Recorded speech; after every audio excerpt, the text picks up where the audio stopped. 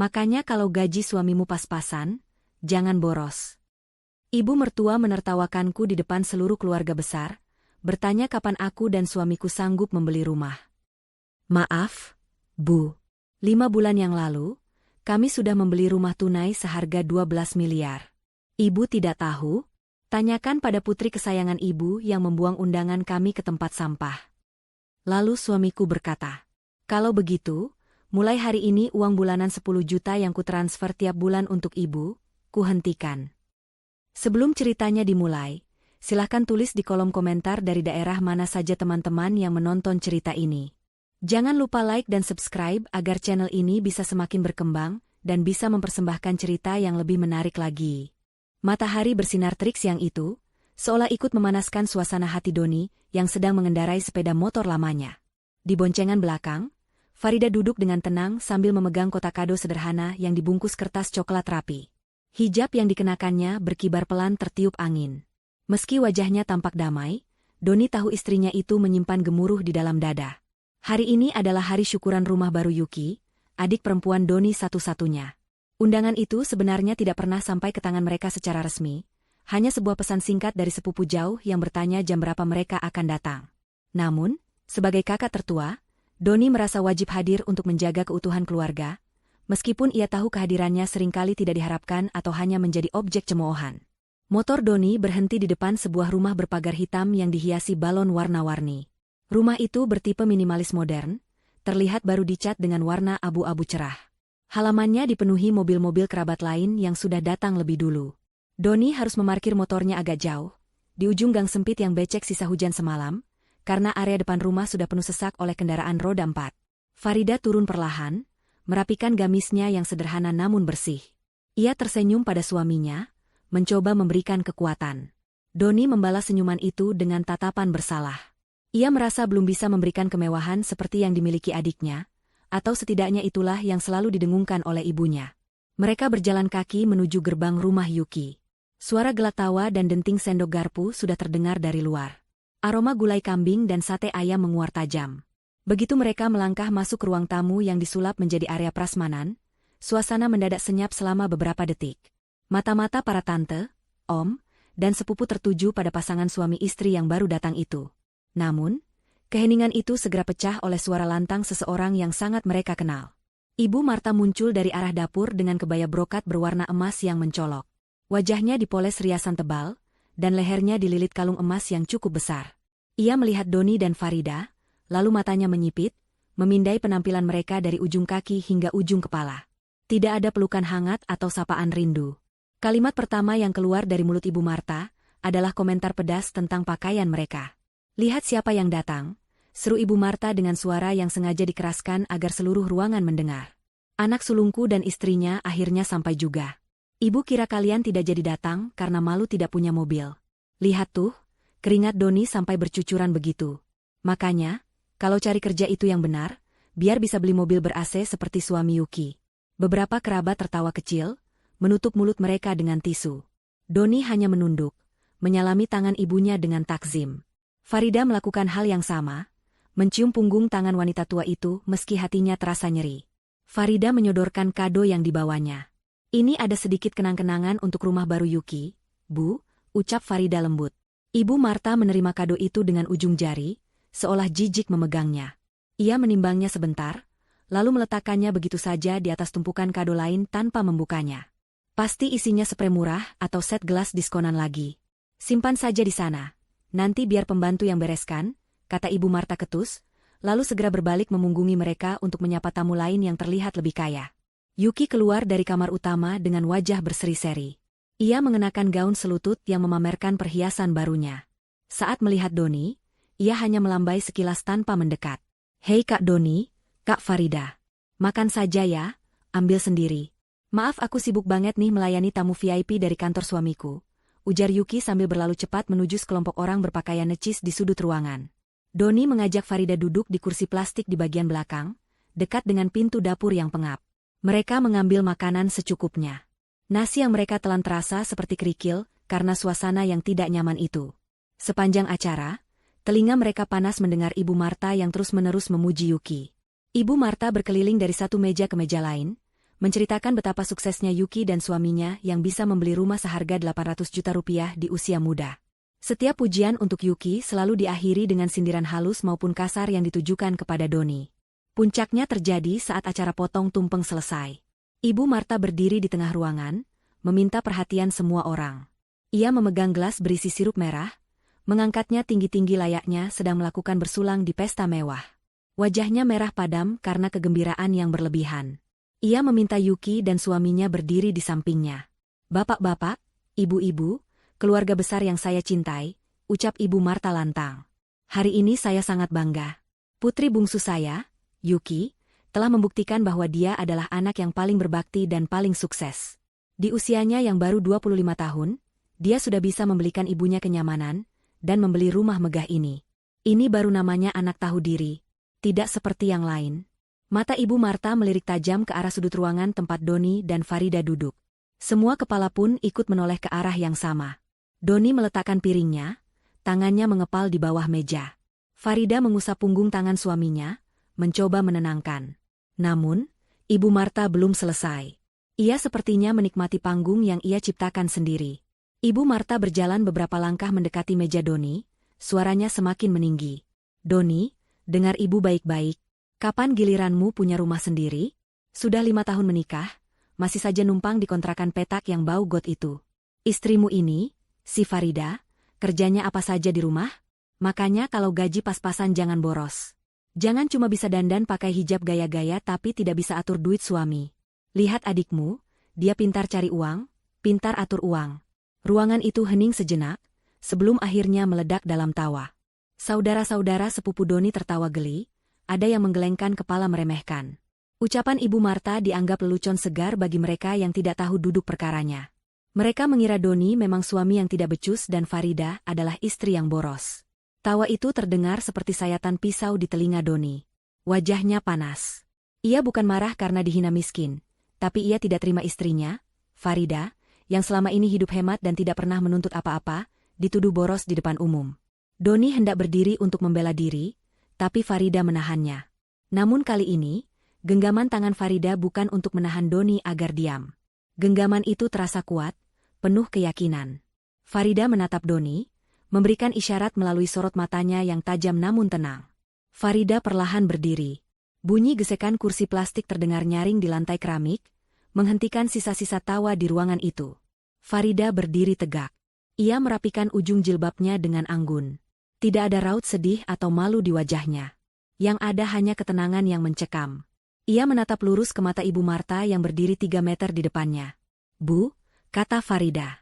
Suaranya tidak berteriak, tapi terdengar jelas di seluruh penjuru ruangan karena keheningan yang tiba-tiba tercipta. Terima kasih atas nasihatnya. Tapi sepertinya Ibu salah paham. Mas Doni tidak pernah kekurangan uang, dan saya tidak pernah menghamburkan uang Mas Doni untuk hal yang tidak perlu. Ibu Marta mendengus, melipat tangannya di dada dengan angkuh. Alah, tidak usah membela diri. Buktinya kalian datang naik motor butut, baju juga itu-itu saja.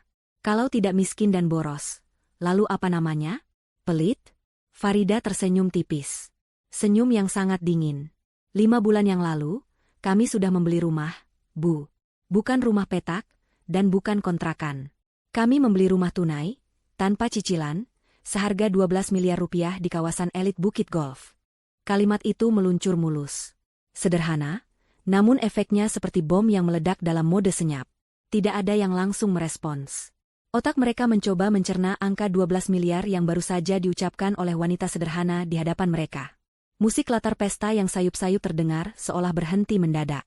Doni, yang kini sudah berdiri di samping istrinya, menggenggam tangan Farida erat-erat, menatap ibunya dengan tatapan tajam yang belum pernah ia tunjukkan sebelumnya. Ini adalah awal dari perlawanan mereka. Angka 12 miliar menggantung di udara, menciptakan atmosfer yang aneh di ruang tamu Yuki yang sempit itu. Awalnya hening, lalu terdengar suara Ibu Marta yang tertawa. Tawanya sumbang, dipaksakan, dan terdengar garing. Ia menepuk tangan sekali, mencoba memecah ketegangan dengan menganggap ucapan Farida sebagai lelucon konyol. 12 miliar? Ibu Marta tertawa lagi, kali ini sambil melirik tamu-tamu lain, mencari dukungan. Aduh, Farida, kamu kalau mau menghayal jangan ketinggian. Nanti kalau jatuh sakit. Loh, 12 miliar dari mana? Jual ginjal pun tidak akan cukup. Kalian mau pamer supaya tidak malu, kan? Tapi caranya salah. Nak, jangan bikin malu keluarga dengan bualan kosong. Beberapa kerabat ikut terkekeh, meski tawa mereka terdengar ragu. Mereka melihat keseriusan di wajah Doni dan ketenangan di wajah Farida yang tidak goyah sedikitpun. Farida tidak menjawab cemoohan itu dengan kata-kata kasar. Ia merogoh tas tangannya, mengeluarkan sebuah ponsel pintar keluaran terbaru yang selama ini tidak pernah ia pamerkan.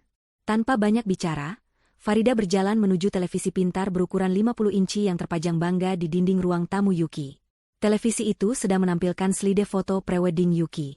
Dengan gerakan cekatan, Farida mengutak-atik ponselnya, menyambungkannya ke perangkat televisi melalui fitur screen mirroring. "Bolehkah saya pinjam layarnya sebentar, Yuki?" tanya Farida retoris, karena ia sudah melakukannya. Layar televisi berkedip, lalu berubah tampilan. Muncul sebuah galeri foto dan video beresolusi tinggi. Farida menekan tombol putar pada salah satu video. Video itu dimulai dengan pemandangan gerbang otomatis setinggi 3 meter yang terbuka perlahan. Sebuah jalan masuk yang luas terhampar, dilapisi batu alam yang mahal. Kamera bergerak masuk, memperlihatkan fasad bangunan bergaya Eropa klasik dengan pilar-pilar putih raksasa yang kokoh. Halamannya luas, dipenuhi rumput Jepang yang terawat rapi dan air mancur di tengahnya. Suara napas tertahan terdengar dari para tamu. Mata mereka terbelalak menatap layar. Video berlanjut ke bagian dalam rumah. Ruang tamu dengan lampu gantung kristal yang menjuntai dari langit-langit setinggi 6 meter. Lantai marmer Italia yang mengkilap memantulkan cahaya lampu dengan indahnya. Tangga melingkar dengan railing besi tempa yang artistik. Kamera terus bergerak ke ruang keluarga yang menghadap langsung ke kolam renang pribadi di belakang rumah, lengkap dengan area barbeque dan gazebo kayu jati. Itu rumah siapa?" tanya salah satu tante Doni dengan suara bergetar. Ia menatap layar televisi dan Farida bergantian, tidak percaya. "Ini rumah kami, Tante," jawab Doni tegas. Suaranya berat dan penuh wibawa, berbeda jauh dari Doni yang biasanya pendiam. "Kami membelinya 5 bulan lalu, tunai. Sertifikat hak milik sudah atas nama saya dan Farida." Farida menggeser layar ponselnya, menampilkan foto sertifikat tanah dan bangunan yang jelas-jelas tertulis nama Doni Pratama dan Farida Aulia. Luas tanah 1000 meter persegi di kawasan paling elit di kota itu. Nilai taksiran pajak yang tertera di sana, membuat siapapun yang melihatnya pusing. Ibu Marta membeku. Gelas sirup yang sedari tadi dipegangnya miring, menumpahkan cairan merah lengket ke lantai, mengenai sepatu mahalnya, tapi ia sama sekali tidak menyadarinya. Mulutnya terbuka sedikit, tapi tidak ada suara yang keluar. Wajahnya yang tadi merah karena kegembiraan semu, kini memucat di balik lapisan bedaknya. Otaknya berusaha keras menolak fakta ini, tapi bukti di depan mata terlalu nyata untuk dibantah. Rumah Yuki yang tadi ia bangga-banggakan tiba-tiba terasa seperti gudang sempit jika dibandingkan dengan istana yang ada di layar televisi itu. Keringat dingin mulai muncul di pelipis Ibu Marta. Ia menatap Doni, anak yang selama ini ia anggap gagal, anak yang selalu ia rendahkan karena gajinya dianggap kecil. Bagaimana mungkin? Bagaimana mungkin Doni punya uang sebanyak itu? Dan kenapa dia diam saja selama ini? Kenapa? Suara Ibu Marta keluar tercekat. "Parau. Kenapa Ibu tidak tahu? Kenapa kalian tidak bilang?" Pertanyaan itu terdengar begitu bodoh di telinga Farida. Farida mematikan sambungan ke televisi, membiarkan layar kembali gelap, meninggalkan bayangan kemewahan itu terpatri di benak semua orang. Ia memasukkan ponselnya kembali ke dalam tas, lalu menatap ibu mertuanya dengan tatapan datar. "Kenapa ibu tidak tahu?" ulang Farida pelan. Ibu Marta maju selangkah, tangannya gemetar. "Iya, kalau kalian punya rumah sebesar itu, harusnya syukuran diadakan di sana. Harusnya ibu yang pertama tahu. Kenapa kalian menyembunyikannya dari ibu kandung sendiri? Kalian anak durhaka." Farida menggeleng pelan, lalu pandangannya beralih menyapu ruangan, mencari sosok seseorang. Tatapannya berhenti pada Yuki. Adik iparnya itu berdiri di dekat pintu dapur. Wajahnya pucat pasi, lebih putih dari tembok di belakangnya. Yuki tampak gelisah, matanya liar mencari jalan keluar. "Kami tidak menyembunyikannya, Bu," kata Farida, suaranya kini terdengar tajam menusuk. "Kami mengadakan syukuran besar-besaran sebulan setelah kami pindah. Kami mengundang 500 orang, termasuk rekan bisnis Mas Doni, kolega, dan tentu saja keluarga besar. Catering terbaik, pengajian akbar. Semua ada. Lalu kenapa ibu tidak diundang?" Jerit Ibu Marta histeris, merasa harga dirinya diinjak-injak karena tidak dilibatkan dalam kesuksesan anaknya. Farida menunjuk lurus ke arah Yuki. Telunjuknya lurus dan tegas, mengunci Yuki di tempatnya berdiri. Tanyakan pada putri kesayangan ibu itu. Tanyakan pada Yuki. Saya pribadi yang menitipkan undangan VVIP bersampul bludru merah untuk ibu dan keluarga besar kepada Yuki. Saya memberikan undangan itu 3 minggu sebelum acara, lengkap dengan uang transportasi agar ibu bisa menyewa mobil yang nyaman untuk datang ke sana.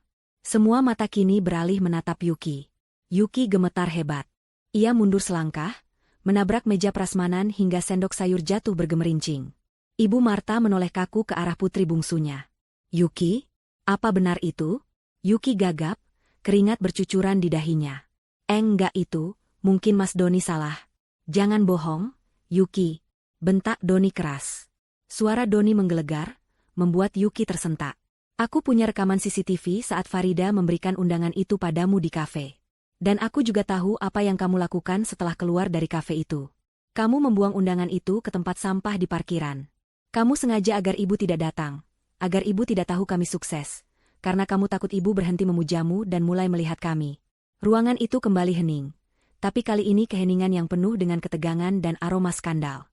Ibu Marta menatap Yuki dengan tatapan tidak percaya. Anak emas yang selalu ia banggakan, ternyata menjadi ular berbisa yang memutus hubungan ia dengan anak sulungnya yang kaya raya. Yuki panik. Ia merasa terpojok. Tanpa pikir panjang, ia berbalik badan dan mencoba lari menuju pintu dapur, berusaha kabur dari tatapan menghakimi keluarga besarnya. Mau kemana kamu? Teriak Doni sambil melangkah lebar mengejar adiknya. Drama di pesta syukuran rumah sempit itu baru saja dimulai, dan kali ini, tidak ada lagi Doni yang dia mengalah. Langkah kaki Yuki terhenti secara mendadak tepat di ambang pintu dapur yang sempit. Doni bergerak jauh lebih cepat daripada dugaan siapapun.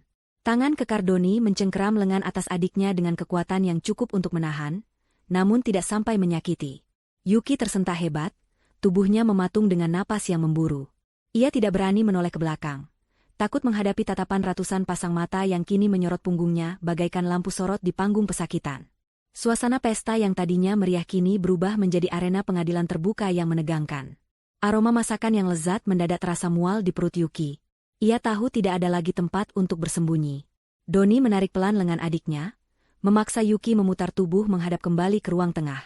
Wajah Yuki pucat pasi, air mata buaya mulai menggenang di pelupuk matanya, sebuah taktik lama yang selalu ia gunakan setiap kali terpojok. Ia mencoba melepaskan cengkraman kakaknya dengan gerakan lemah, tetapi Doni tidak bergeming. Doni menyeretnya kembali ke tengah ruangan, tepat di hadapan Ibu Marta yang masih berdiri kaku dengan mulut setengah terbuka. Farida berdiri di sisi lain, tenang dan tak tersentuh, seperti hakim yang siap membacakan vonis. Lepaskan aku, Kak, sakit.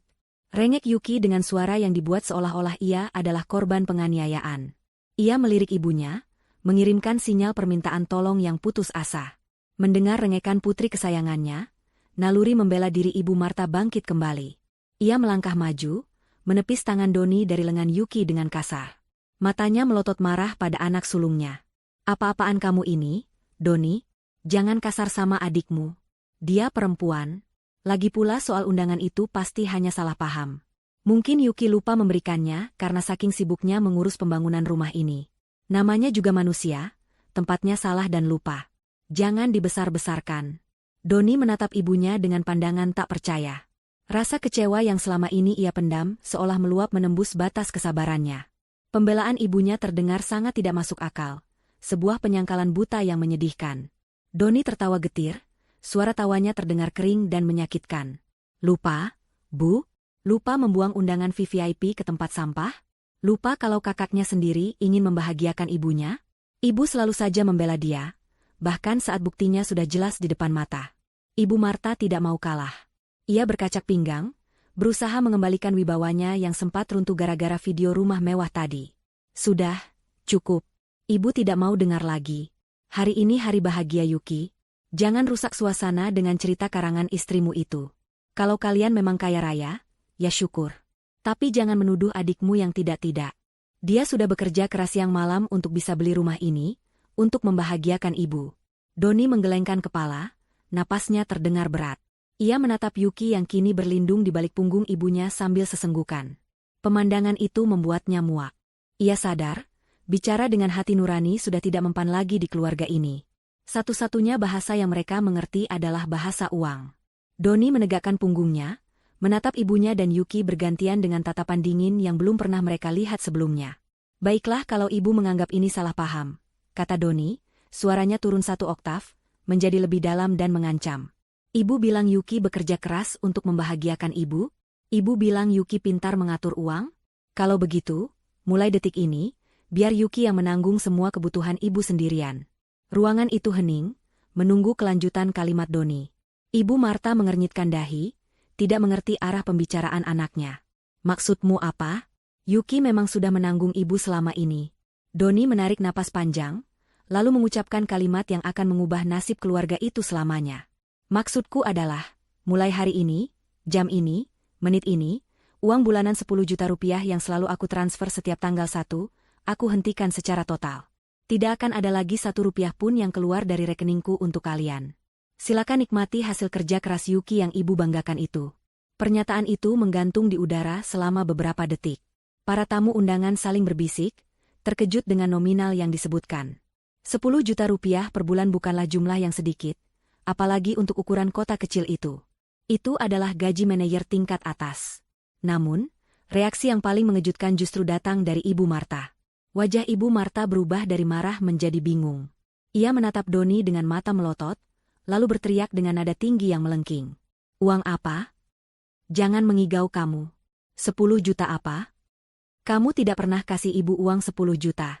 Jangan mau menipu orang banyak di sini. Kamu cuma kasih ibu 500.000 per bulan. Itu pun lewat Yuki karena kamu alasan sibuk terus. 500.000, Doni. Bukan 10 juta. Kini giliran Doni yang terdiam sesaat. Ia menatap ibunya lekat-lekat, mencari kebohongan di mata tua itu. Namun yang ia temukan hanyalah kebingungan yang jujur. Ibu Marta benar-benar tidak tahu. Doni perlahan menoleh ke arah Yuki. Adik iparnya itu kini gemetar hebat. Kakinya tampak lemas seperti jeli. Wajahnya bukan lagi pucat, tapi seputih kertas.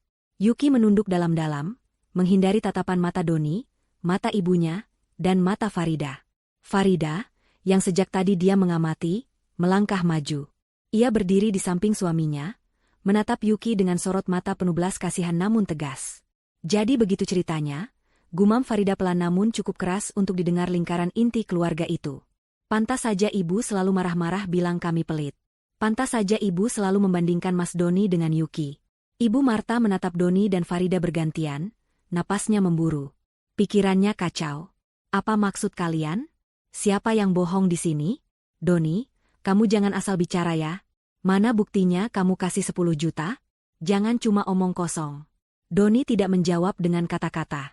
Ia kembali merogoh saku celananya, mengeluarkan ponselnya sendiri. Ia membuka aplikasi perbankan digital, masuk ke menu mutasi rekening dan bukti transfer.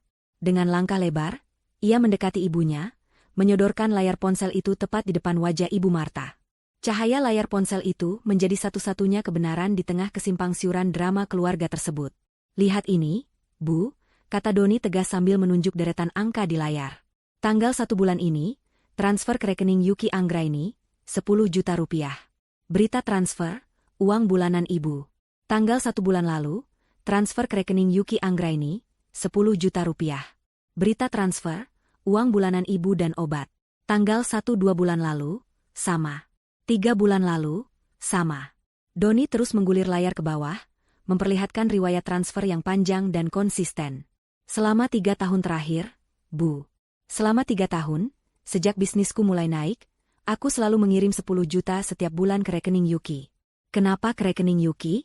Karena Yuki bilang ibu tidak punya banking. Ibu susah ke ATM karena sering sakit kaki, jadi biar dia yang ambilkan tunai dan kasih ke ibu.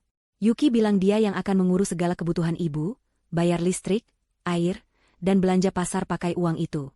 Tangan Ibu Marta gemetar saat memegang tangan Doni untuk melihat layar ponsel itu lebih jelas. Matanya yang rabun dekat menyipit, membaca satu persatu angka 0 yang berderet di sana. Semuanya benar. Nominalnya benar. Tanggalnya rutin. Dan penerimanya jelas, Yuki Anggraini. Dunia Ibu Marta serasa runtuh. Kakinya lemas seketika. Ia terhuyung ke belakang. Untunglah ada kursi sofa di dekatnya, sehingga ia bisa jatuh terduduk dengan napas tersengal. Ia menatap Yuki dengan pandangan kosong yang perlahan berubah menjadi nyalang. Yuki, suara Ibu Marta bergetar hebat, terdengar seperti rintihan orang yang terluka parah. Apa benar ini? Yuki masih menunduk, air matanya kini menetes deras membasahi lantai keramik barunya. Ia tidak berani menjawab. Diamnya Yuki adalah jawaban paling keras bagi Ibu Marta. Jadi selama ini, Ibu Marta melanjutkan dengan suara parau, dadanya sesak oleh rasa sakit yang tak terperi. Selama ini kakakmu kasih 10 juta buat ibu, dan kamu cuma kasih 500 ribu ke ibu, 9 juta setengahnya kamu kemanakan? Yuki? Kamu makan uang hak ibumu sendiri? Doni menyimpan kembali ponselnya. Hatinya perih melihat ibunya hancur, tapi ini harus dilakukan. Luka ini harus dibedah agar nanahnya keluar. Selama ini aku diam karena aku pikir ibu sudah menerimanya, dan memang ibu yang merasa kurang. Aku pikir gaya hidup ibu yang naik sehingga 10 juta pun tak cukup. Ternyata, uang itu tidak pernah sampai. Ibu Marta menangis meraung, memukuli dadanya sendiri. Ia merasa bodoh. Sangat bodoh. Selama bertahun-tahun ia memuja Yuki sebagai dewi penyelamat, dan menghina Doni sebagai anak tak berguna. Ternyata, kemewahan yang ia nikmati, pujian yang ia lontarkan untuk Yuki, semua dibiayai oleh uang Doni yang dicuri oleh Yuki. Ia teringat betapa seringnya ia memaki Farida, menuduh menantunya itu menghabiskan uang Doni, padahal uang itu ditelan oleh anak kandungnya sendiri. Yuki, jawab ibu. Bentak Ibu Marta histeris. Uang itu kemana? Yuki akhirnya mengangkat wajahnya. Wajahnya basah oleh air mata dan ingus, riasannya luntur berantakan. Aku pinjam, Bu. Aku cuma pinjam. Teriak Yuki membela diri dengan panik. Aku butuh modal usaha. Aku butuh buat gaya hidup biar kita dipandang orang. Nanti aku ganti, Bu. Sumpah, aku bakal ganti. Mas Doni kan kaya, uang segitu nggak ada artinya buat dia. Kenapa dipermasalahkan sih? Jawaban Yuki yang tanpa rasa bersalah itu membuat amarah Doni memuncak.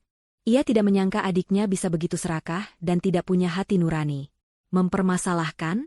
Kamu mencuri hak ibumu sendiri, membiarkan ibumu hidup pas-pasan dan menghina kakakmu, sementara kamu berfoya-foya. Itu yang kamu bilang tidak masalah? Keputusan Doni sudah bulat. Hari ini adalah akhir dari kebodohan ini. Mulai hari ini, aliran dana itu putus. Tidak ada lagi transferan. Tidak ada lagi bantuan. Silakan kamu hidup dengan usahamu sendiri, Yuki. Dan ibu, silakan minta pertanggungjawaban pada anak emas ibu ini. Suasana pesta syukuran itu sudah sepenuhnya hancur. Para tamu undangan sebagian besar sudah pamit mundur secara perlahan, merasa tidak enak menyaksikan aib keluarga yang terbongkar begitu brutal. Namun, keluarga inti dan kerabat dekat masih tertahan di sana, terikat oleh rasa penasaran dan ketegangan yang belum usai. Ibu Marta masih terduduk lemas di sofa, menangis terseduh-seduh sambil memegangi dadanya. Sementara Yuki berdiri terpojok di dekat meja televisi, wajahnya merah padam karena malu dan marah yang bercampur aduk. Dipinjam kata kamu? Doni mengulang kata-kata adiknya dengan nada sinis. Ia melangkah mendekati Yuki. Langkahnya pelan namun mengintimidasi. 3 tahun, Yuki. 3 tahun kali 9,5 juta per bulan. Itu totalnya lebih dari 300 juta rupiah. Kamu sebut itu meminjam? Tanpa izin? Tanpa sepengetahuan pemiliknya?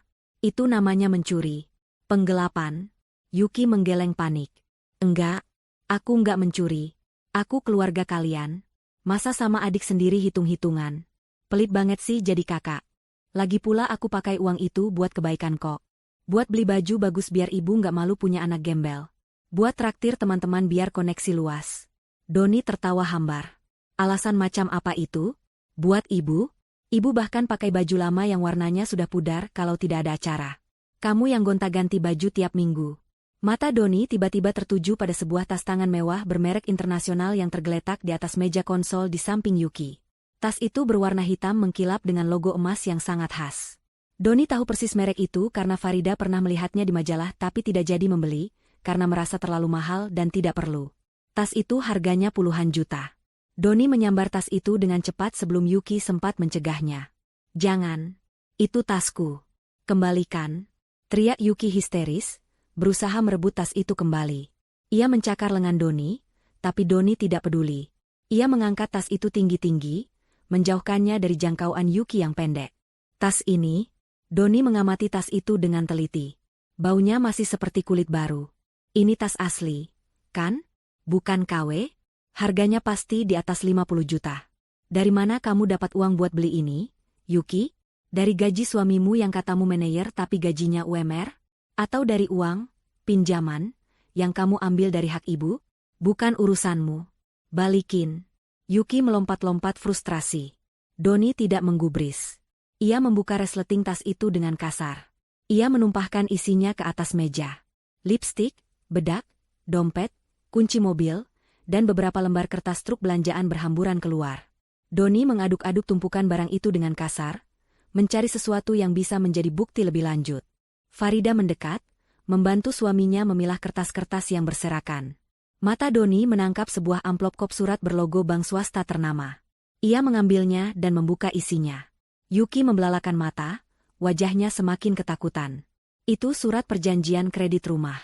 Doni membaca sekilas, lalu matanya terpaku pada sebuah kwitansi bukti pembayaran uang muka atau down payment, DP, yang terlampir di dalamnya. Nah, ini dia, gumam Doni. Ia mengangkat kwitansi itu agar bisa dilihat oleh Ibu Marta yang masih menangis. Bu, lihat ini. Tanggal pembayaran DP rumah ini adalah 2 bulan yang lalu. Jumlahnya 150 juta rupiah tunai. Doni menatap Yuki tajam. 2 bulan lalu, aku transfer bonus tahunan sebesar 50 juta ke rekeningmu, titip buat renovasi kamar mandi ibu yang katamu bocor. Tapi kamar mandi ibu sampai sekarang tidak pernah diperbaiki, kan? Dan uang bulanan yang kamu tumpuk selama ini, semuanya lari ke sini. Ke rumah ini. Doni membanting kwitansi itu ke meja. Rumah yang kita injak sekarang ini, dinding-dinding ini, atap di atas kepala kita, semuanya dibayar pakai uang curian. Ini bukan rumah hasil keringatmu, Yuki. Ini rumah dari uang haram. Uang yang seharusnya buat makan enak ibu, buat obat ibu, buat ibu jalan-jalan di masa tua. Kamu rampas semuanya demi gengsi. Ibu Marta mendengar semua itu dengan hati yang remuk redam. Ia menatap sekeliling ruangan rumah baru itu. Dulu ia memandang rumah ini dengan bangga, sebagai simbol kesuksesan anaknya. Sekarang, rumah itu tampak mengerikan di matanya. Setiap sudut ruangan seolah berteriak menggemakan pengkhianatan Yuki. Ia merasa jijik. Ia merasa mual. Ia baru sadar bahwa selama ini ia memakan bangkai saudaranya sendiri. Ia telah menghina Doni dan Farida yang tulus, demi memuja pencuri yang tega membiarkannya hidup susah. Ibu Marta berdiri perlahan, kakinya goyah. Ia berjalan tertatih-tatih mendekati Yuki. Wajahnya basah oleh air mata, tapi matanya menyeratkan kemarahan yang luar biasa. Yuki mundur ketakutan melihat ekspresi ibunya. Bu, ampuni Yuki, Bu. Yuki hilaf, cicit Yuki pelan. Plah. Sebuah tamparan keras mendarat di pipi kiri Yuki. Suaranya begitu nyaring, hingga membuat beberapa kerabat yang masih ada di sana tersentak kaget. Kepala Yuki terlempar ke samping. Bekas telapak tangan merah langsung tercetak jelas di pipinya yang putih. Anak tidak tahu diuntung. Teriak Ibu Marta, suaranya pecah. Tega kamu ya. Tega kamu makan uang ibu. Ibu melahirkan kamu sakit-sakit, ibu besarkan kamu dengan kasih sayang. Inikah balasanmu? Kamu biarkan ibu makan tahu tempe tiap hari, sementara kamu makan enak pakai uang kakakmu. Kamu biarkan ibu dihina orang karena baju ibu jelek, padahal kakakmu kirim uang buat beli baju bagus. Kamu setan, Yuki. Kamu bukan anak ibu. Yuki memegangi pipinya yang panas, menangis sejadi-jadinya. Tapi tangisannya tidak lagi memancing simpati. Doni hanya menatap datar, sementara Farida memalingkan wajah, tidak tega namun sadar bahwa ini adalah karma yang harus dibayar. Ibu Marta jatuh terduduk lagi, kali ini di lantai. Ia menangis meraung-raung, meratapi nasibnya yang malang karena telah salah menilai kedua anaknya. Ia teringat betapa seringnya ia menyakiti hati Farida dengan kata-kata pedas. Ia teringat betapa sabarnya Doni meski terus dipojokkan. Rasa penyesalan itu datang menghantam seperti ombak besar, menenggelamkannya dalam rasa malu yang tak tertahankan. Doni menghela napas panjang, lalu berjongkok di depan ibunya. Ia tidak memeluk ibunya, hanya menatap dengan tatapan lelah. Sudah, Bu. Menangis tidak akan mengembalikan uang itu. Nasi sudah menjadi bubur. Sekarang ibu tahu siapa Yuki sebenarnya, dan siapa kami sebenarnya. Doni berdiri lagi, menarik tangan Farida untuk bersiap pergi. Tas Yuki dan segala isinya dibiarkan berserakan di meja, menjadi saksi bisu keserakahan yang terbongkar. Ayo kita pulang, Dek. Udara di sini terlalu pengap, kata Doni pada Farida. Tunggu. Seru Ibu Marta tiba-tiba. Ia merangkak bangun, berusaha menggapai tangan Farida. Tangannya yang keriput mencengkeram ujung gamis Farida dengan erat. Farida, Doni, jangan pergi. Jangan tinggalkan ibu di sini sama anak durhaka ini. Ibu ikut kalian, ya? Ibu mau pindah ke rumah kalian yang besar itu. Rumah ini panas, ibu tidak sudi tinggal di rumah hasil curian. Kalian kan kaya, kamarnya pasti banyak. Bawa ibu pergi dari sini, nak. Ibu janji akan baik sama kalian. Ibu Marta memohon dengan wajah memelas, berharap belas kasihan dari menantu yang baru saja ia hina beberapa jam yang lalu. Ia berharap kemewahan rumah 12 miliar itu bisa menjadi tempat pelariannya dari kenyataan pahit ini. Ia mencoba tersenyum manis pada Farida, senyum yang dipaksakan dan penuh kepalsuan, berharap Farida akan luluh karena selama ini Farida dikenal sebagai wanita yang lembut dan penurut. Namun, Farida hanya menatap tangan mertuanya yang mengotori gamis bersihnya. Tidak ada kehangatan di mata Farida kali ini. Topeng kesabaran itu memang masih ada, tapi di baliknya, hati Farida sudah terlalu sering dilukai hingga menjadi baja. Ia menatap Ibu Marta bukan dengan kebencian, melainkan dengan ketegasan yang dingin. Sebuah penolakan sedang bersiap meluncur dari bibirnya. Tangan keriput Ibu Marta masih mencengkeram erat ujung gamis Farida. Kain halus berwarna pastel itu menjadi kusut dalam genggaman wanita tua yang kini bersimpu di lantai dengan wajah penuh air mata. Pemandangan itu sungguh ironis. Baru beberapa jam yang lalu, tangan yang sama menunjuk-nunjuk wajah Farida dengan penuh penghinaan, merendahkannya di hadapan puluhan orang. Kini, tangan itu gemetar memohon belas kasihan, berharap bisa menumpang hidup di istana kemewahan yang baru saja ia ketahui keberadaannya. Ibu Marta terus meracau, memuntahkan kata-kata manis yang terdengar begitu palsu dan menyakitkan di telinga siapapun yang mendengarnya. Ia memuji kecantikan Farida, memuji kesuksesan Doni, dan mencela Yuki habis-habisan, seolah-olah ia lupa bahwa Yuki adalah belahan jiwanya selama puluhan tahun terakhir. Farida menatap mertuanya dengan sorot mata yang sulit diartikan. Ada rasa iba yang menyeruak di sudut hatinya sebagai seorang manusia yang melihat orang tua menangis terseduh-seduh.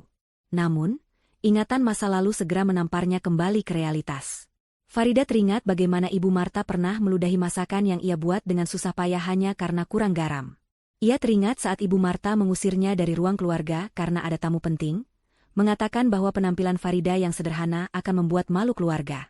Luka-luka batin itu belum kering, bahkan masih menganga lebar dan bernanah. Permintaan maaf dan pujian mendadak ini bukanlah obat, melainkan garam yang ditaburkan di atas luka itu. Farida sadar, Ibu Marta tidak benar-benar menyesal atau menyayanginya. Wanita tua itu hanya mencintai uang dan kenyamanan. Saat ini, Yuki sudah tidak bisa memberikan keduanya, maka Ibu Marta mencari inang baru untuk ditumpangi. Perlahan namun pasti, Farida membungkuk sedikit. Bukan untuk memeluk mertuanya, melainkan untuk melepaskan cengkeraman tangan Ibu Marta dari bajunya. Jari-jari Farida yang dingin menyentuh pergelangan tangan mertuanya, lalu dengan tenaga yang lembut namun tegas, ia menyingkirkan tangan itu. Ibu Marta tersentak, menatap menantunya dengan mata terbelalak kaget. Ia tidak menyangka akan ditolak secara fisik. Selama ini Farida adalah wanita yang penurut, yang selalu diam meski diinjak-injak. Penolakan halus ini terasa seperti tamparan keras bagi ego Ibu Marta yang sudah retak. Farida menegakkan kembali tubuhnya, berdiri menjulang di hadapan mertuanya yang masih terduduk di lantai keramik dingin. Farida menarik napas panjang, mengisi paru-parunya dengan keberanian yang selama ini ia simpan rapat-rapat. "Maafkan saya, Bu," ucap Farida. Suaranya tenang, datar, tanpa getaran emosi yang berlebihan. Namun setiap suku katanya terdengar tajam dan menusuk. "Ibu tidak bisa ikut kami. Rumah kami memang besar.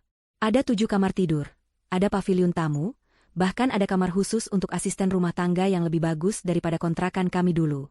Tapi, rumah itu terlalu suci untuk dimasuki oleh orang-orang yang hatinya penuh dengan kebencian dan kepalsuan."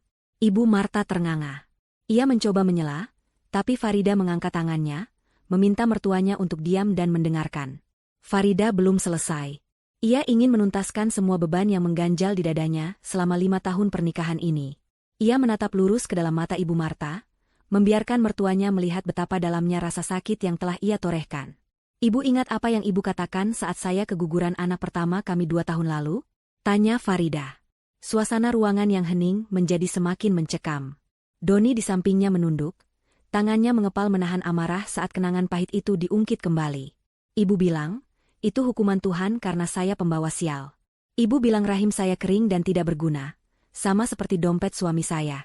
Kata-kata itu, Bu, masih terngiang jelas di telinga saya setiap malam. Kata-kata itu lebih tajam daripada sembilu. Dan sekarang, ibu mau menumpang di rumah si pembawa sial ini? Ibu Marta menggeleng panik, air matanya bercucuran semakin deras. Itu ibu cuma emosi. Nak, ibu hilaf. Ibu tua dan bodoh. Maafkan ibu, Farida. Kita mulai dari awal ya. Ibu janji akan jadi mertua yang baik. Ibu akan bantu kamu masak. Ibu akan pijat kaki kamu kalau capek. Tolong jangan tinggalkan ibu di sini. Lihat Yuki, ibu takut sama dia. Dia pencuri. Yuki yang mendengar namanya disebut dengan nada jijik oleh ibunya sendiri, mendadak tertawa. Tawanya sumbang, terdengar gila dan putus asa. Ia bangkit berdiri, menyeka air matanya dengan kasar hingga maskaranya melebar kemana-mana, membuat wajahnya tampak mengerikan. Yuki menatap ibunya dengan tatapan penuh kebencian. Hubungan darah di antara mereka seolah putus saat itu juga, digantikan oleh persaingan untuk bertahan hidup. Oh, sekarang ibu takut sama aku? Seru Yuki lantang, suaranya serak. Selama ini siapa yang kasih ibu makan enak?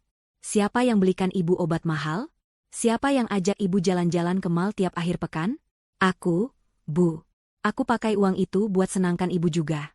Sekarang giliran aku susah. Ibu mau lari ke Kak Doni? Ibu mau buang aku kayak sampah? Dasar orang tua tidak tahu diri. Jangan kurang ajar kamu. Bentak ibu Marta balik. Kamu kasih ibu makan pakai uang kakakmu. Itu bukan jasamu. Itu dosa. Pertengkaran ibu dan anak itu meledak di tengah ruangan pesta yang sudah berantakan. Mereka saling melempar tuduhan, saling membuka aib, dan saling menyakiti dengan kata-kata kasar. Para kerabat yang tersisa hanya bisa menonton dengan perasaan campur aduk antara jijik dan kasihan. Keluarga yang tadinya terlihat harmonis dan sempurna di mata orang luar, kini terkelupas topengnya, memperlihatkan borok busuk yang selama ini disembunyikan. Doni memandang semua kekacauan itu dengan tatapan lelah. Ia merasa asing di tengah keluarganya sendiri. Rumah baru Yuki yang megah ini terasa panas dan menyesakan, seolah dinding-dindingnya dibangun dari kebohongan yang kini mulai runtuh menimpa penghuninya. Doni merangkul bahu Farida, menarik istrinya mundur menjauh dari drama memalukan itu. Ayo, Dek. Kita tidak punya urusan lagi di sini. Biarkan mereka menyelesaikan masalah mereka sendiri. Kita pulang ke rumah kita. Rumah yang berkah, bukan rumah hasil uang haram seperti ini, bisik Doni. Mereka berbalik badan, melangkah menuju pintu keluar. Ibu Marta yang melihat kesempatan terakhirnya akan pergi, berusaha bangkit mengejar. Ia merangkak, mencoba menggapai kaki Doni. Doni, tunggu. Jangan tinggalkan ibu. Ibu ini ibumu yang melahirkanmu. Durhaka kamu kalau telantarkan ibu. Doni berhenti sejenak tanpa menoleh. Punggungnya tegap, namun bahunya sedikit bergetar. Ia berbicara tanpa melihat wajah ibunya, karena ia tahu jika ia melihat air mata ibunya, hatinya mungkin akan goyah, dan ia tidak boleh goyah kali ini demi kebahagiaan istrinya dan kewarasannya sendiri. Aku tidak menelantarkan ibu, kata Doni berat. Aku hanya mengembalikan tanggung jawab ibu kepada anak emas yang selama ini ibu banggakan. Nikmatilah hari tua ibu bersama Yuki di rumah mewah ini. Bukankah ini yang ibu impikan? Punya anak sukses dan rumah gedongan? Selamat menikmati, Bu. Dan soal rumahku, maaf. Satpam di kompleks kami sangat galak dan terlatih. Dia punya daftar hitam orang-orang yang tidak boleh masuk. Dan maaf, nama ibu dan Yuki ada di urutan teratas daftar itu. Setelah mengucapkan kalimat perpisahan yang menyakitkan itu, Doni menggandeng tangan Farida keluar dari pintu utama. Udara segar di luar rumah langsung menyambut mereka. Kontras dengan udara pengap penuh kemunafikan di dalam sana. Langit sore mulai berwarna jingga, memberikan sedikit ketenangan bagi jiwa mereka yang lelah. Namun, drama hari itu belum benar-benar berakhir. Saat mereka sedang memakai helm dan bersiap menaiki sepeda motor di ujung gang, sebuah kejadian lain menahan langkah mereka untuk terakhir kalinya. Suara deru mesin mobil yang berat terdengar mendekat dari arah jalan raya. Bukan suara mesin mobil keluarga biasa, melainkan suara mobil operasional berjenis minibus yang terdengar agak kasar.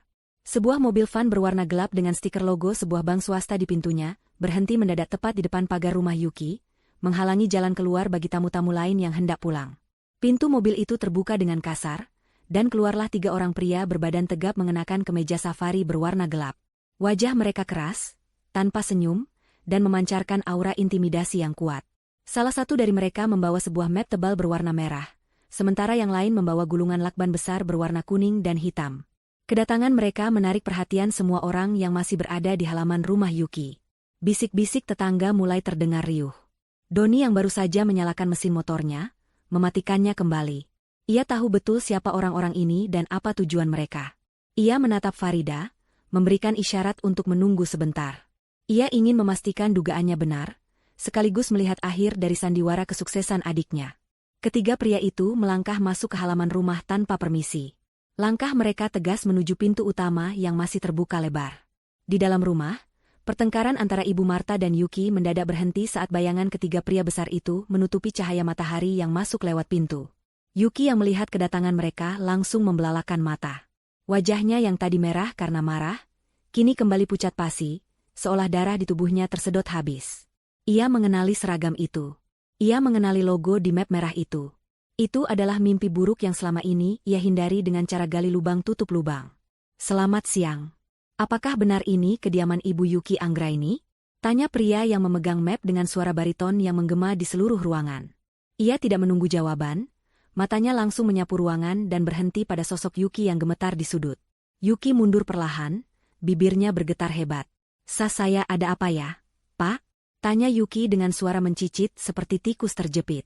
Pria itu membuka map merahnya, mengeluarkan selembar surat peringatan dengan kop resmi yang terlihat sangat serius. Kami dari pihak bank bagian penanganan aset bermasalah. Kami datang untuk menyerahkan surat peringatan ketiga sekaligus surat penyitaan aset. Ibu sudah menunggak cicilan KPR selama 3 bulan berturut-turut. Ditambah lagi, ada laporan penggunaan data palsu dalam pengajuan kredit multiguna yang Ibu jaminkan dengan sertifikat ruko milik orang lain. Pernyataan itu bagaikan petir di siang bolong bagi Ibu Marta. Ia menganga, menatap anaknya dengan tatapan horor. 3 bulan menunggak? Data palsu? Jadi bukan hanya uang Doni yang dimakan, tapi Yuki juga berhutang pada bank dengan cara curang? Kehancuran citra keluarga mereka kini benar-benar sempurna di hadapan para tamu yang tersisa. Tapi Pak, Yuki mencoba bernegosiasi, keringat dingin membanjiri lehernya. Saya pasti bayar. Pak, tolong beri waktu 1 minggu lagi. Saya sedang menunggu pencairan dana dari kakak saya. Uangnya banyak kok, Pak. Pasti cukup buat lunasin semuanya. Doni yang mendengar namanya disebut-sebut sebagai jaminan, melangkah maju dari halaman. Ia berdiri di ambang pintu, menatap adiknya dengan tatapan dingin. Maaf, Pak, sela Doni tegas. Saya kakaknya, Doni. Dan saya ingin mengklarifikasi di depan bapak-bapak sekalian dan saksi yang ada di sini. Saya tidak akan memberikan sepeser pun uang kepada saudari Yuki. Urusan hutang piutang dia adalah tanggung jawab pribadinya, tidak ada sangkut pautnya dengan saya. Jadi tolong jangan catat nama saya sebagai penjamin atau penyandang dana. Yuki menoleh cepat ke arah Doni, matanya terbelalak lebar penuh kepanikan. Kak Doni, Kak, tolong aku, Kak, jangan begini. Kalau kakak nggak bantu, rumah ini bakal disita sekarang juga. Kami mau tinggal di mana? Kasihan ibu, Kak, ibu sudah tua. Yuki berlari menghampiri Doni, menjatuhkan dirinya di kaki kakaknya. Ia memeluk kaki Doni yang terbalut celana bahan sederhana. Ia menangis histeris, memohon-mohon seperti orang gila. Hilang sudah harga dirinya, hilang sudah kesombongannya. Yang tersisa hanya ketakutan akan kemiskinan dan rasa malu. Kak Doni kan kaya. Uang 12 miliar buat rumah saja ada. Masa buat bayar tunggakan aku 50 juta saja nggak ada? Tolong Kak, pinjami aku. Aku janji bakal kerja jadi pembantu di rumah kakak buat bayar hutangnya. Asal jangan biarkan mereka segel rumah ini. Yuki meraung-raung, suaranya memilukan hati. Pihak bank hanya menonton adegan itu dengan wajah datar. Mereka sudah biasa melihat drama seperti ini setiap hari. Tugas mereka hanya satu, amankan aset atau dapatkan uangnya. Doni menunduk menatap adiknya yang bersujud di kakinya. Dulu, ia pasti akan langsung luluh. Dulu, ia akan merelakan tabungannya demi menyelamatkan adiknya. Tapi hari ini berbeda. Hatinya sudah membatu karena pengkhianatan yang terlalu dalam. Ia teringat wajah angkuh Yuki saat membuang undangan syukuran rumahnya. Ia teringat tas mewah yang dibeli dari uang obat ibunya. Uang Doni bukan untuk mensponsori kejahatan. Doni merogoh saku celana belakangnya. Ia mengeluarkan dompet kulitnya yang sudah agak lusuh. Yuki yang melihat itu, mendongak dengan wajah penuh harapan. Matanya berbinar, mengira kakaknya akan mengeluarkan kartu debit platinum, atau segepok uang tunai untuk menyelamatkannya. Ibu Marta pun ikut menahan napas, berharap keajaiban terjadi. Doni membuka dompetnya. Jari-jarinya melewati deretan kartu kredit dan kartu debit prioritas yang terselip rapi di sana. Ia juga melewati lembaran uang berwarna merah dan biru yang cukup tebal. Jari Doni akhirnya menjepit selembar uang kertas berwarna coklat muda yang terselip di bagian paling belakang. Uang itu sudah agak lecek. Doni menarik uang itu keluar, lalu membungkuk sedikit dan meletakkannya di telapak tangan Yuki yang terbuka. "Ini," kata Doni datar. Yuki menatap uang di tangannya. Matanya mengerjap, tidak percaya dengan apa yang ia lihat. Itu adalah uang kertas pecahan Rp5.000. Uang yang biasanya dipakai untuk bayar parkir atau beli kerupuk. 5.000? Yuki mendesis, suaranya bergetar antara marah dan tidak percaya. "Kak, ini maksudnya apa? Kurangnya 50 juta, Kak. Bukan 5.000. Kakak menghina aku?" Doni tersenyum tipis, senyum yang sangat getir. "Itu bukan untuk bayar hutangmu, Yuki. Itu uang parkir. Anggap saja sumbangan terakhirku buat kamu beli minum biar nggak haus saat diusir dari rumah ini. Sisanya, urus sendiri. Kamu kan orang kaya yang sukses. Masa butuh bantuan dari kakak yang gajinya pas-pasan?" Setelah mengatakan itu, Doni melepaskan kakinya dari pelukan Yuki dengan hentakan kecil. Ia berbalik badan tanpa ragu, meninggalkan Yuki yang terpaku menatap uang Rp5.000 itu dengan pandangan kosong. Doni berjalan mantap menuju motornya di mana Farida sudah menunggu dengan senyum bangga. Doni menyalakan mesin motornya. Suaranya menderu memecah tangisan Yuki yang kembali meledak di belakang sana.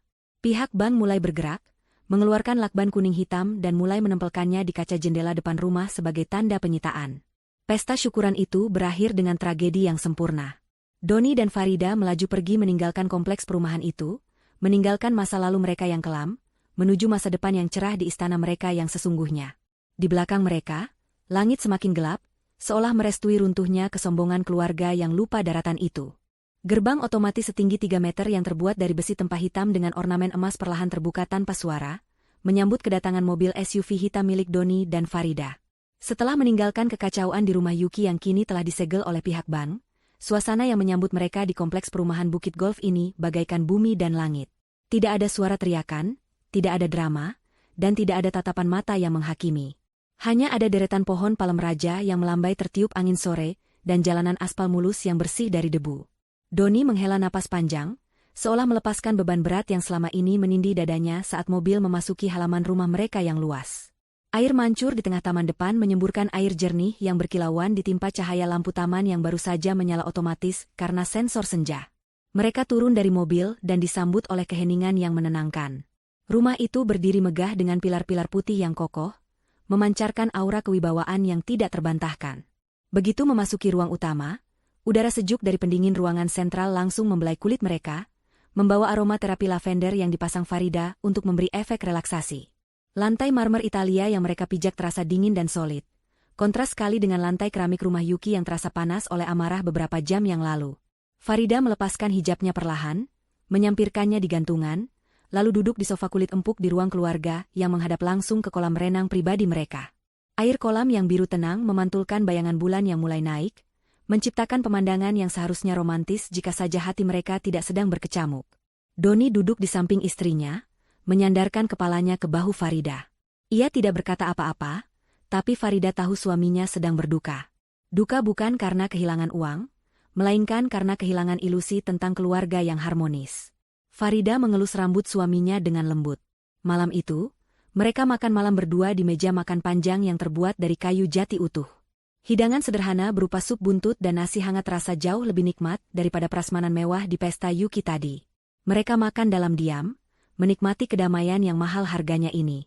Di rumah ini, Farida adalah ratu dan Doni adalah raja. Tidak ada Ibu Marta yang cerewet soal garam, tidak ada Yuki yang memamerkan barang curian. Hanya ada mereka berdua dan asisten rumah tangga yang bekerja dengan sopan di area belakang. Kehidupan mereka di istana ini adalah bukti nyata dari kerja keras dan kesabaran yang akhirnya berbuah manis. Sementara itu, di sudut kota yang lain, realitas kehidupan menghantam Ibu Marta dan Yuki dengan sangat brutal. Setelah diusir dari rumah yang disita bank, mereka tidak punya tempat tujuan. Yuki yang panik dan tidak memegang uang sepeser pun selain Rp5.000 pemberian Doni, terpaksa membawa ibunya ke sebuah kawasan padat penduduk di pinggiran kota.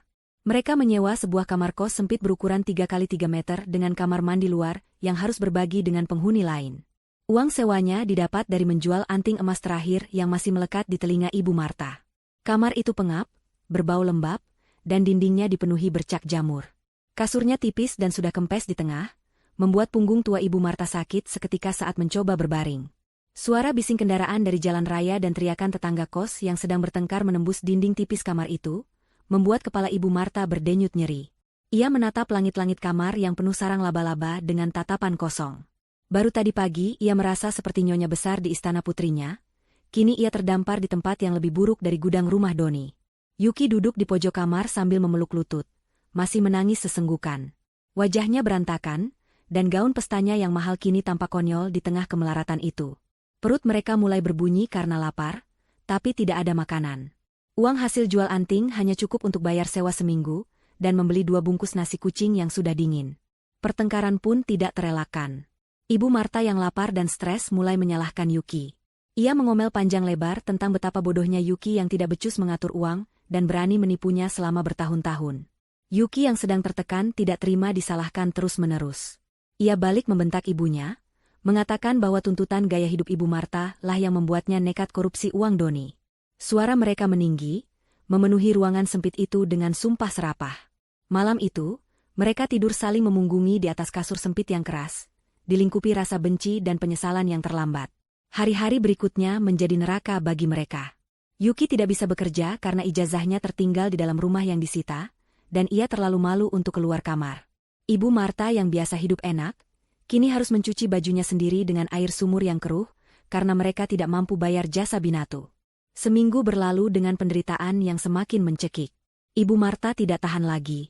Ia merasa hidupnya akan berakhir konyol di kamar kos bau ini jika ia tidak bertindak. Rasa lapar dan keinginan untuk kembali hidup nyaman mengalahkan rasa malunya.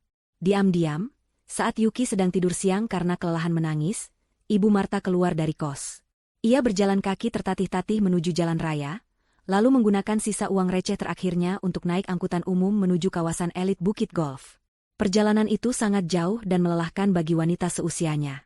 Ia harus berganti angkot 3 kali dan berjalan kaki cukup jauh dari gerbang kompleks, karena ojek online dilarang masuk sembarangan ke area elit tersebut. Langit sore itu mendung gelap, seolah mendukung suasana hati Ibu Marta yang kelabu. Saat ia akhirnya sampai di depan gerbang tinggi rumah Doni dan Farida, hujan mulai turun rintik-rintik.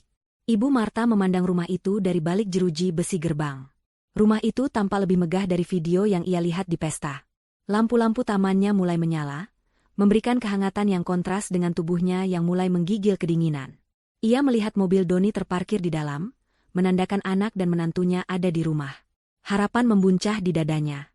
Ia yakin, sekeras-kerasnya hati Doni, dia tidak akan tega membiarkan ibunya kehujanan di luar pagar. Ibu Marta mulai memanggil-manggil nama Doni. Ia menggoyangkan gerbang besi yang terkunci rapat itu. Doni, Farida, ini ibu. Buka pintunya, nak. Ibu mau minta maaf. Ibu kedinginan, teriaknya parau. Suaranya kalah oleh suara hujan yang semakin deras mengguyur bumi. Tubuhnya basah kuyup. Baju kebayanya yang lusuh menempel di kulit keriputnya, membuatnya tampak sangat menyedihkan. Ia terus berteriak, berharap ada yang mendengar. Ia membayangkan Farida akan berlari keluar membawa payung, lalu memeluknya dan membawanya masuk ke dalam rumah yang hangat, memberinya handuk kering dan sup panas. Ia membayangkan akan tidur di kamar tamu yang empuk malam ini, bukan di kasur tipis bau apek. Namun, pintu utama rumah itu tetap tertutup rapat. Tidak ada tanda-tanda kehidupan yang keluar menyambutnya. Hanya suara gemericik air hujan yang menemaninya. Setelah hampir setengah jam berteriak dan menangis di bawah hujan, sebuah pos satpam kecil di samping gerbang terbuka. Seorang petugas keamanan berseragam lengkap keluar dengan membawa payung besar berwarna hitam. Wajah satpam itu tegas, tanpa senyum, namun tetap sopan. Ia tidak membukakan gerbang untuk Ibu Marta. Ia hanya mendekat ke arah jeruji besi, menatap wanita tua yang basah kuyup itu dengan tatapan datar. "Maaf, Bu," kata satpam itu dengan suara lantang mengalahkan suara hujan. Bapak Doni dan Ibu Farida tidak bisa diganggu. Mereka sedang beristirahat.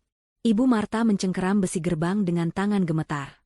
"Pak Satpam, tolong bilang sama Doni, ini ibunya. Ibunya sakit, Pak. Ibunya mau mati kedinginan. Masa anak kandung tega membiarkan ibunya begini? Tolong panggilkan Doni sebentar saja." Satpam itu menggeleng pelan. Ia merogoh saku jas hujan transparannya, mengeluarkan sebuah amplop coklat tebal yang terbungkus plastik bening agar tidak basah. Ia menyodorkan amplop itu melalui celah jeruji gerbang kepada Ibu Marta. "Ibu Farida sudah berpesan, jika ibu datang, tolong berikan amplop ini." Setelah ibu menerima ini, Ibu dimohon untuk segera meninggalkan area perumahan ini, karena kehadiran ibu mengganggu ketertiban lingkungan, ucap satpam itu tegas. Ibu Marta menerima amplop itu dengan tangan gemetar. Harapannya hancur seketika. Bukan pelukan hangat atau pintu terbuka yang ia dapatkan, melainkan sebuah amplop dingin dari tangan orang asing. Hatinya mencelos. Apakah isinya uang? Apakah Doni memberinya pesangon untuk pergi? Dengan sisa tenaga yang ada, Ibu Marta membuka plastik pelindung amplop itu di bawah guyuran hujan, berharap setidaknya ada cukup uang di dalamnya untuk menyewa kamar yang lebih layak. Namun, saat ia melihat isinya, lututnya lemas seketika. Tangan Ibu Marta gemetar hebat saat menarik isi amplop coklat itu di bawah remang-remang lampu jalan dan guyuran hujan yang tak kunjung reda. Kertas-kertas di dalamnya kering terlindungi plastik, kontras dengan jari-jarinya yang keriput dan basah kuyup. Lembar pertama yang ia tarik bukanlah uang pecahan 100.000 yang ia harapkan, melainkan selembar foto berukuran besar yang dicetak dengan kualitas tinggi. Mata Ibu Marta menyipit, berusaha memfokuskan pandangannya yang kabur karena air hujan dan air mata. Foto itu memperlihatkan sebuah tempat sampah kotor di depan sebuah minimarket. Di atas tumpukan sampah plastik dan sisa makanan, tergeletak sebuah undangan mewah bersampul beludru merah marun dengan tulisan emas yang elegan. Undangan syukuran rumah baru Doni Farida, VVIP Guest, Ibu Marta O keluarga. Undangan itu tampak menyedihkan, terbuang begitu saja seolah tidak berharga. Di pojok foto, tertera tanggal dan jam digital dari rekaman CCTV yang diambil, menunjukkan waktu 3 minggu sebelum acara syukuran itu berlangsung. Di samping foto itu, ada foto lain yang memperlihatkan Yuki sedang melempar undangan tersebut dengan wajah jijik, tertawa bersama teman-temannya. Jantung Ibu Marta serasa berhenti berdetak. Bukti ini begitu nyata. Undangan itu benar-benar ada. Undangan yang diperlakukan spesial oleh Farida untuknya, ternyata berakhir di tempat sampah oleh tangan anak kesayangannya sendiri. Rasa sesak menghimpit dadanya, campuran antara rasa bersalah pada Doni dan kemarahan pada Yuki. Namun, isi amplop itu belum habis. Di balik foto itu, terdapat sebuah buku catatan kecil bersampul hitam. Itu adalah buku harian Farida. Ada pembatas buku yang menandai halaman-halaman tertentu. Ibu Marta membuka halaman yang ditandai. Tulisan tangan Farida yang rapi tertera di sana. Tanggal 12 Mei, hari ini ibu mertua datang. Dia membuang soto ayam buatanku ke wastafel di depan mataku, katanya rasanya seperti air comberan. Padahal Mas Doni bilang enak. Aku hanya diam dan tersenyum, lalu memasak lagi mie instan untuk ibu. Ya Allah, kuatkan aku. Ibu Marta membalik halaman lain. Tanggal 3 Agustus, ibu bilang bajuku kampungan dan memalukan saat aku hendak ikut ke kondangan. Ibu menyuruhku menunggu di mobil saja seperti sopir. Aku menangis di dalam mobil sambil menunggu mereka pesta, tapi aku hapus air mataku sebelum Mas Doni kembali. Setiap halaman yang ditandai berisi catatan rinci tentang setiap hinaan, setiap caci maki, dan setiap perlakuan tidak adil yang pernah dilakukan Ibu Marta kepada Farida selama 5 tahun terakhir. Tidak ada kata-kata kutukan atau doa buruk dari Farida di buku itu. Setiap catatan selalu diakhiri dengan doa. Semoga suatu hari hati ibu terbuka, dan bisa menyayangiku layaknya anak sendiri. Membaca itu, pertahanan diri Ibu Marta runtuh total. Ia menyadari betapa jahatnya ia selama ini. Ia telah menyiksa batin seorang wanita yang begitu tulus, yang bahkan mendoakannya di saat disakiti. Ia telah menyia-nyiakan berlian demi memungut pecahan kaca. Ibu Marta jatuh terduduk di aspal basah di depan gerbang megah itu. Ia menangis meraung-raung, kali ini bukan karena kasihan pada dirinya sendiri, tapi karena penyesalan yang teramat dalam. Suara tangisannya yang pilu terdengar menyayat hati, namun pintu gerbang itu tetap tertutup. Satpam yang berdiri di pos hanya memalingkan wajah, tidak tega namun harus menjalankan tugas. Perintah Doni sudah jelas, tidak ada toleransi lagi. Penyesalan Ibu Marta sudah terlambat. Waktu untuk memperbaiki diri sudah habis, hangus terbakar oleh kesombongannya sendiri selama bertahun-tahun.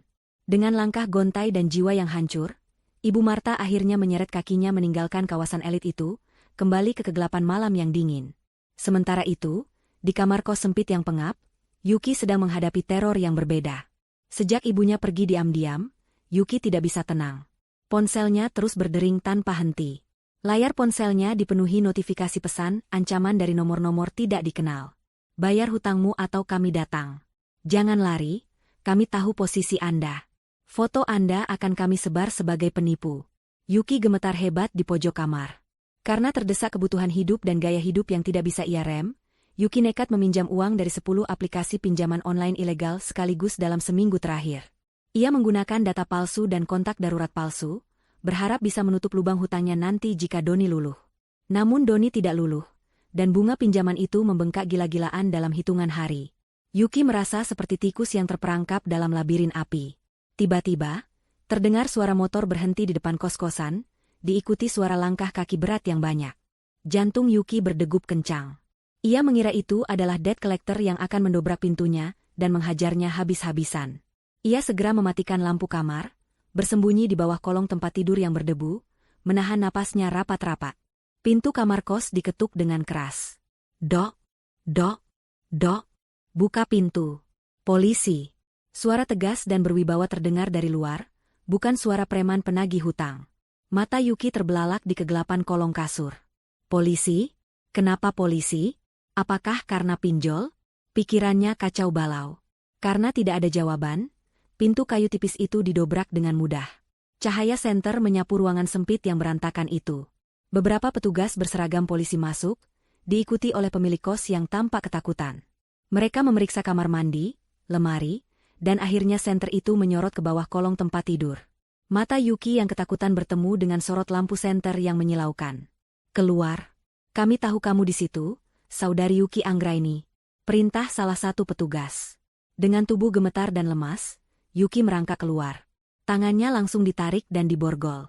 Besi dingin yang melingkar di pergelangan tangannya terasa seperti gigitan ular berbisa. Yuki menangis histeris. Pak, saya nggak salah. Saya cuma pinjam uang online. Saya bakal bayar. Jangan tangkap saya. Salah satu polisi yang tampaknya adalah ketua tim menggelengkan kepala. Kami menangkap kamu bukan karena masalah pinjaman online, meskipun itu akan jadi catatan tersendiri.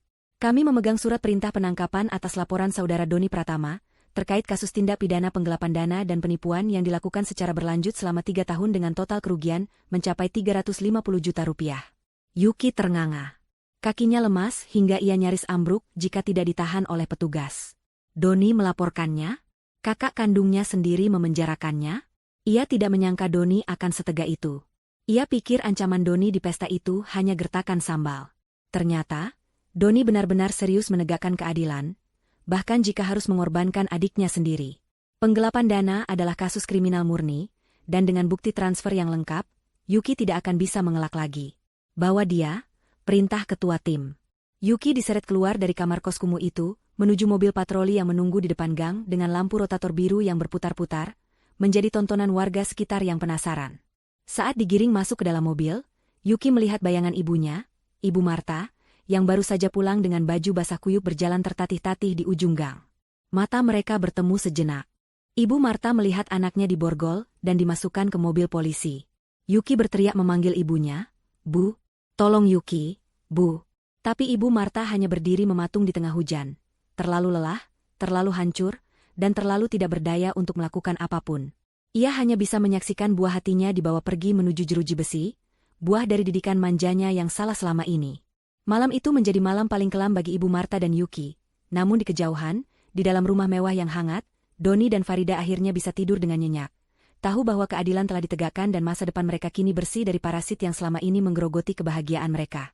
Suara ketukan palu hakim yang menghantam meja kayu jati menggema keras di seluruh penjuru ruang sidang yang dingin dan beraroma pembersih lantai murahan. Bagi Yuki, suara itu terdengar seperti lonceng kematian yang mengakhiri seluruh sisa hidupnya. Majelis hakim baru saja membacakan vonis hukuman penjara, selama 4 tahun dipotong masa tahanan, atas tindak pidana penggelapan dana, secara berlanjut dan pemalsuan dokumen. Yuki yang duduk di kursi pesakitan dengan rompi oranye, hanya bisa menunduk lesu. Wajahnya kurus, matanya cekung dengan lingkaran hitam yang parah, dan rambutnya yang dulu selalu diblow rapi di salon mahal kini lepek, dan kusam diikat karet gelang sembarangan.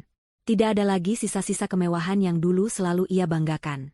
Saat petugas mulai menggiringnya keluar dari ruang sidang, Yuki menoleh ke arah bangku pengunjung, berharap melihat wajah ibunya atau suaminya memberikan dukungan moral. Namun, ibunya tidak ada di sana karena sedang sakit keras dan tidak punya ongkos untuk datang. Yang ada hanya suaminya, duduk di barisan belakang dengan wajah kaku tanpa ekspresi. Pria itu tidak mendekat untuk memeluk atau memberi kata-kata penguatan. Sebaliknya, ia berjalan mendekati pembatas kayu dengan langkah cepat, lalu melemparkan sebuah amplop coklat tipis ke arah Yuki yang sedang dikawal polisi. Amplop itu jatuh tepat di dekat kaki Yuki. "Itu surat gugatan cerai," kata suaminya dengan suara dingin yang terdengar jelas di tengah keheningan ruangan. Aku sudah mendaftarkannya ke pengadilan agama hari ini. Aku tidak bisa hidup dengan seorang kriminal. Aku malu, Yuki. Keluargaku malu. Mulai hari ini, kita selesai. Jangan pernah hubungi aku atau keluargaku lagi setelah kamu bebas nanti. Yuki menjerit histeris mendengar kalimat itu. Ia mencoba meronta dari pegangan petugas untuk mengejar suaminya, tapi tenaganya terlalu lemah. Mas, jangan tinggalkan aku, Mas. Aku butuh kamu. Aku lakukan ini juga buat kita. Teriak Yuki memilukan. Namun suaminya tidak menoleh sedikitpun. Pria itu berjalan keluar ruangan dengan langkah mantap, meninggalkan Yuki yang meraung-raung diseret menuju mobil tahanan. Pintu besi mobil tahanan ditutup dengan bantingan keras, memisahkan Yuki dari dunia luar, mengurungnya dalam kegelapan dan penyesalan yang tidak berujung. Di dalam penjara, Yuki yang dulu sombong dan suka memerintah, kini menjadi bulan-bulanan narapidana senior. Ia harus tidur berdesakan di lantai semen yang dingin tanpa alas, memakan nasi cadong yang keras dan berbau apek, serta mencuci pakaian teman-teman satu selnya setiap hari agar tidak dipukuli. Sementara itu, di pinggiran kota yang kumuh, nasib Ibu Marta tidak kalah mengenaskan. Setelah Yuki ditangkap dan diusir dari kosan karena tidak bisa bayar, Ibu Marta hidup menggelandang selama beberapa hari sebelum akhirnya ditampung oleh seorang janda tua pemilik usaha laundry kiloan rumahan karena merasa kasihan. Namun, belas kasihan itu tidak gratis. Sebagai gantinya, Ibu Marta harus bekerja membantu mencuci dan menyetrika pakaian pelanggan dari pagi buta hingga malam hari. Tangan Ibu Marta yang dulu halus karena rajin perawatan, kini kasar, pecah-pecah, dan dipenuhi luka gores akibat terlalu sering terendam deterjen keras dan air dingin. Penyakit rematiknya kambuh parah. Setiap kali ia memeras pakaian jeans yang tebal, sendi-sendi jarinya terasa seperti ditusuk ribuan jarum. Tulang punggungnya yang tua menjerit kesakitan, karena harus duduk di dingklik kecil berjam-jam, menghadapi tumpukan cucian kotor yang baunya menyengat. Ia sering teringat bagaimana dulu, ia menghina ibunya Farida yang bekerja sebagai buruh cuci untuk membiayai kuliah Farida. Dulu ia berkata dengan angkuh bahwa pekerjaan itu rendahan dan menjijikkan. Kini, karma itu datang dengan kecepatan penuh. Ia melakukan pekerjaan yang sama persis dengan orang yang pernah ia hina. Bahkan dalam kondisi yang jauh lebih menyedihkan, karena ia melakukannya sendirian tanpa dukungan keluarga. Suatu sore yang terik, Ibu Marta disuruh majikannya mengantarkan satu karung besar pakaian bersih ke sebuah perumahan menengah atas yang letaknya cukup jauh.